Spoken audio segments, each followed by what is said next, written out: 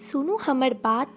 हम छी सोनम और अहाँ सब गोटे के स्वागत करै छी स्टैंड विथ मिथिला के खास प्रोग्राम सुनू हमर बात में।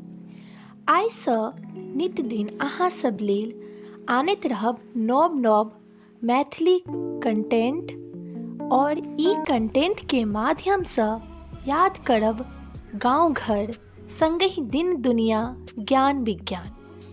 हमरा आशा नहीं पूर्ण विश्वास अछि ई प्रोग्राम अहाँ सब गोटे के नीक लागत, संगहि समाज के बीच प्रेरणा युक्त समाज पसरते।